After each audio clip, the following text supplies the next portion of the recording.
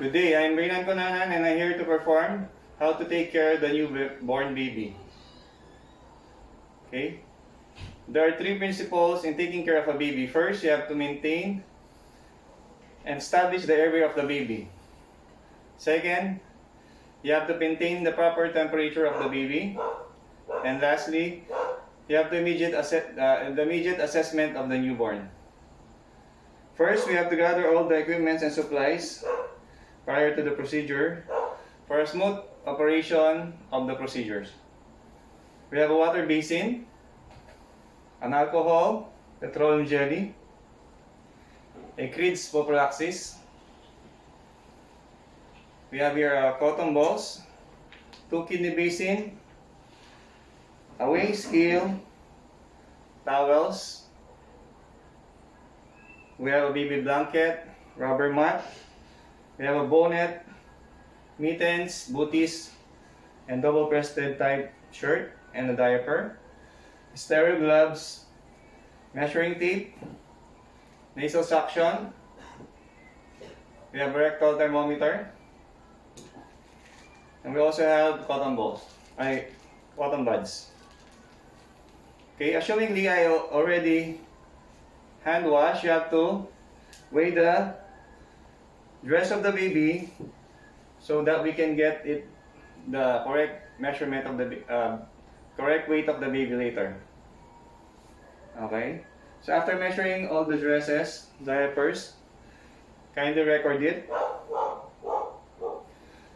Okay, after that, you open the sterile gloves and wear the proper donning and grabbing.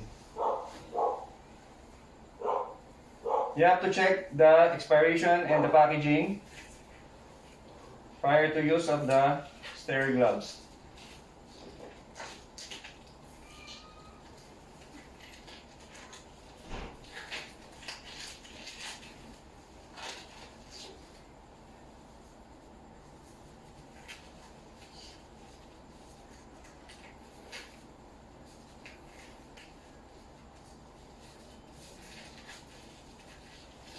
After wearing your gloves, your sterile gloves, okay, you have to identify the baby if she's the or he or the one who's going to do the procedure. Okay, how to identify the baby? You have to check the ID band. Okay, this is the baby you have to do the procedure. Okay, we are about to clean the face and the eyes of the baby. Okay, so first,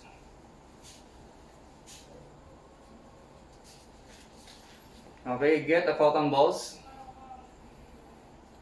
and ensure that the water that you will use has the right temperature with a 38 to 40.5 degrees Celsius. You have to ensure also the proper lighting and the proper ventilation, so to avoid the baby for getting hypothermia. Okay, first, soak the cotton balls and remove the excess water. Okay, first you have to clean. You have to do the cleaning of the eyes, upper canthus and lower canthus. Okay, clean the upper canthus. Get another cotton ball. Clean the lower canthus. Okay, so you have to also do the opposite. Upper canthus and lower canthus. Okay. Small C, big C. Do the opposite. Small C and big C. Okay, do the sequential S, forehead, nose to neck. Do the opposite. Forehead, nose, till the head. Okay. So after doing that, okay, we have to clean the ears and nose.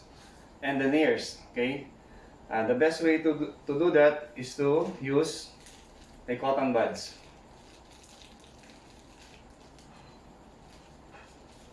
Okay, so soak the cotton buds with the water and clean the nose, the other side, expose.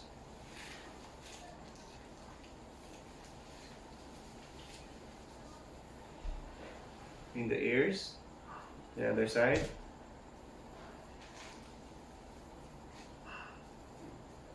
Clean the back of the ears, and also the other side. Okay, after cleaning the ears with the cotton buds, if there's an extra mucus on the nose, we have to use the nasal suction. Okay. Release. Suck and release. Okay. Now that we are done with the face, let's proceed now in cleaning the scalp.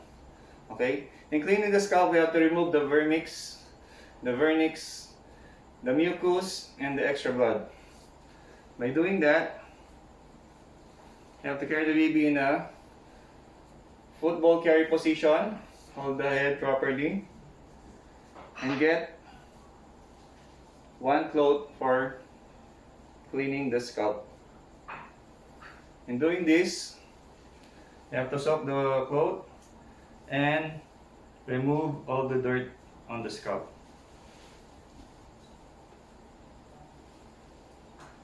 Okay.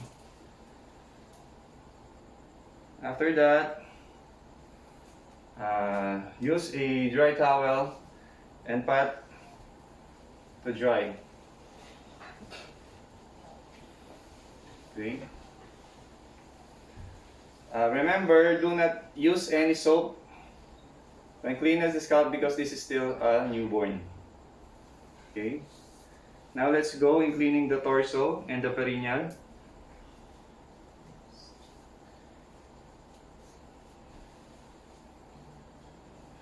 Okay, get the baby. In cleaning the perineal and the torso and the perineal. Okay, from the neck to pectoral to abdominal, from maxilla to digital, from maxilla to digital, and from inguinal to digital, and from inguinal to digital. Okay, place the baby back in a comfort position. Okay. Move the baby from a little bit lateral and also wash the back until the buttocks.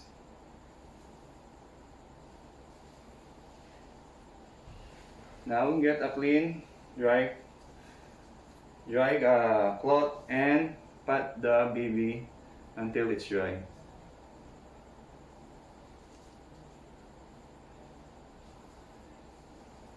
After doing that, let's now proceed to, okay, let's cover the baby's body, body first. After doing that, we have to clean the perineal area. In cleaning the perineal area, we will use cotton buds. Okay, let's soak. From perineal to down to anus in the middle. Expose.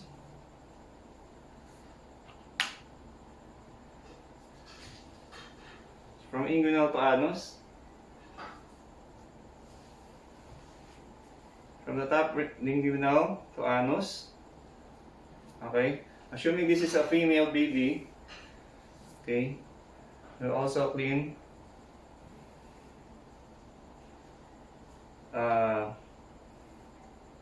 we will clean the majora, labia majora, and the opposite, labia majora, And gently retract the vagina opening so we could clean labia minora,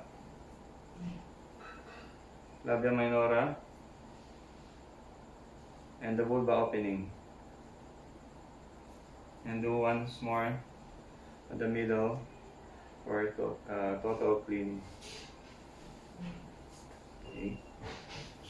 So after cleaning, after doing the perineal cleaning, okay, we may now measure the anthropometric measurement of the baby. Okay, we have to measure first the baby's length. So from the head,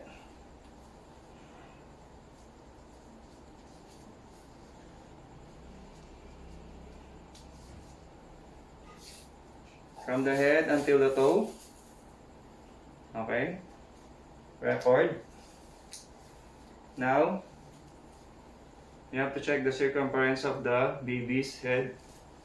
So kindly lift the head and check the circumference.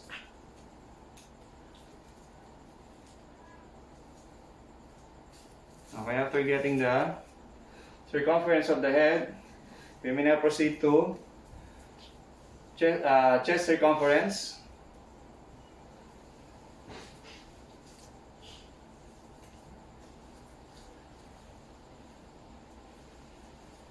Okay. And lastly, the abdominal circumference.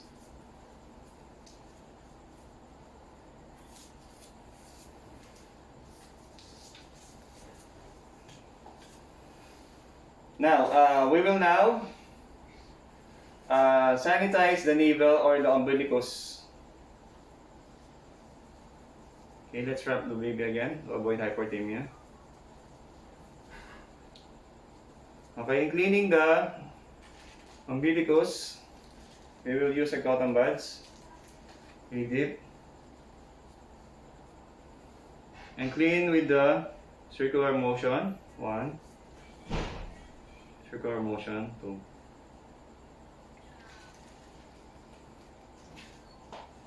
Okay, we need also to clean the stump of the baby, or we can use a 70% isopropyl alcohol in cleaning the umbilicus area.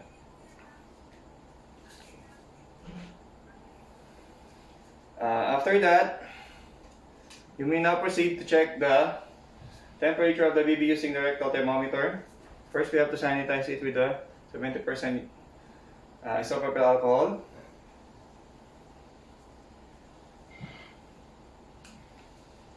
Okay, we'll sanitize it from the bulb until the stem using circular motion.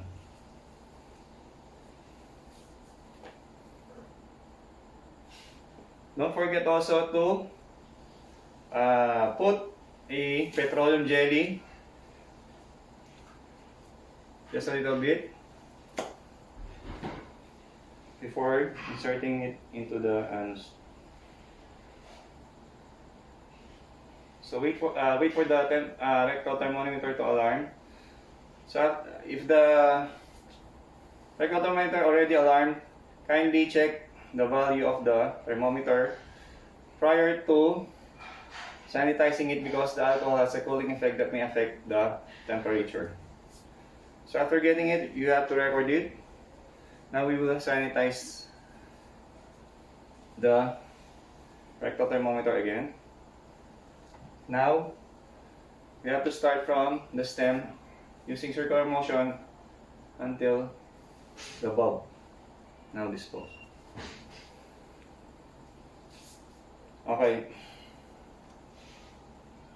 We also have to check the thigh of the baby if it's already injected with vitamin K before proceeding to dressing. Okay, since the baby is already injected with vitamin K, we will now proceed in dressing up the baby.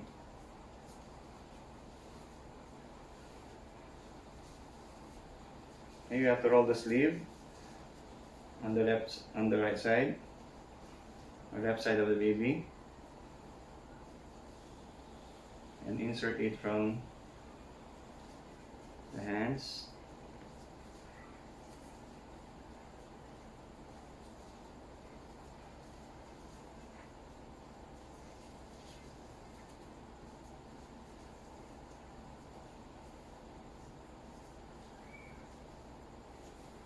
Okay, just not the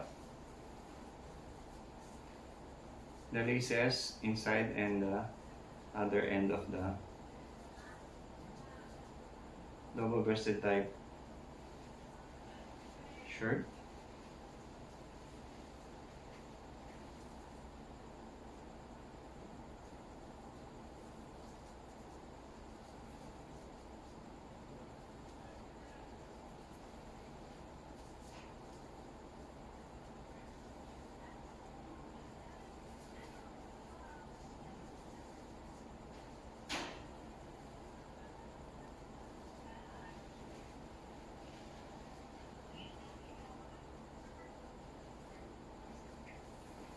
Okay, let's place the mittens to avoid accidental scratches from the face.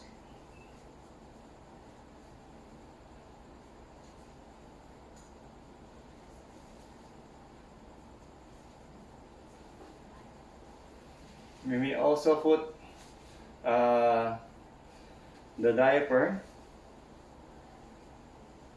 Okay. And put the baby's pajamas.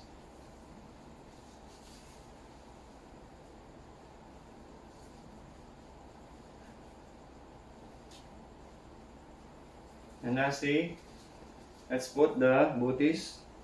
Ensure that the booties is slightly bigger so that the baby will be comfortable and have an extra warmth. Okay. Now let's put baby into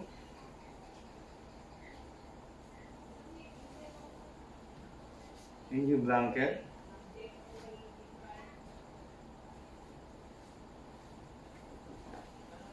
And before I forgot, we'll also put the baby's bonnet.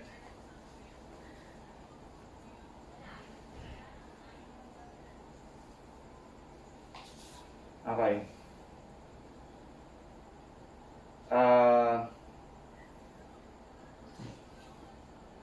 After dressing the baby, okay, we will remove the gloves. After dressing the baby, we will put a quids prophylaxis to avoid gonorrheal conjunctivitis in the baby. Okay. Let's now proceed in weighing the baby. Okay. After weighing the baby, you have to subtract the dress of the baby to get the correct weight measurement of the baby. Okay. We will also do we also perform a swallowing test to ensure that the reflex of the baby is functional. So we may use our thumb, okay, put in the cheek of the baby and see if it will swallow my thumb. I swallow my thumb. Or you can also use a syringe without needle and just put distilled water to ensure that it will the swallowing reflex is working at the baby. Okay, let us now do the aftercare. We may put the soiled used soiled or soiled cotton balls, and we may now throw it in the garbage, and we may now place all the every supplies and equipments in its proper place. Okay, do not forget to do the hand washing and also record and report. Thank you.